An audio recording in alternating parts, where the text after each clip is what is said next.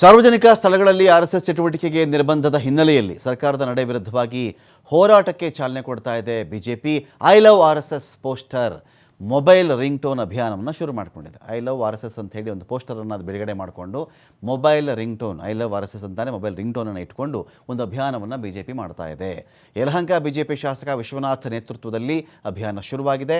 ಸದಾ ವತ್ಸಲೆ ಮಾತೃಭೂಮಿ ring tone, collar tune ಸಂಘ ಬೆಂಬಲಿಸುವಂಥ ಎಲ್ಲರೂ ಇದನ್ನು ಬಳಸಿಕೊಳ್ಳಿ.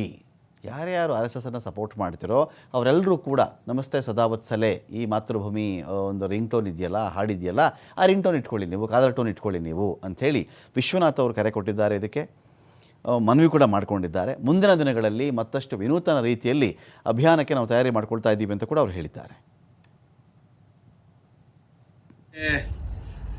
RSS ಚಟುವಟಿಕೆಗಳನ್ನು ನಿಲ್ಲಿಸ್ತೀವಿ, ತಮಿಳುನಾಡು ಮಾದರಿಯಾಗಿ ಕ್ರಮ ತಗೊಳ್ತೀವಿ ಅಂತೇಳಿ ಏನು ಪ್ರಿಯಾಂಕಾ ಖರ್ಗೆ ಅವರು ಲೆಟರನ್ನು ಬರೆದಿದ್ರು ಮುಖ್ಯಮಂತ್ರಿಗಳಿಗೆ. ಅದರ ಮೇಲೆ ಇವತ್ತು ಬಹುಶಃ ಕ್ಯಾಬಿನೆಟ್ನಲ್ಲಿ ತೀರ್ಮಾನವನ್ನು ತಗೊಂಡಿರ್ಬೋದು. ಅದೇ ಅವ್ರು ಏನೇ ಮಾಡಿದ್ರು ನಮ್ಮ ಚಟುವಟಿಕೆಗಳನ್ನು ನಿಲ್ಲಿಸೋಕ್ಕಾಗೋದಿಲ್ಲ.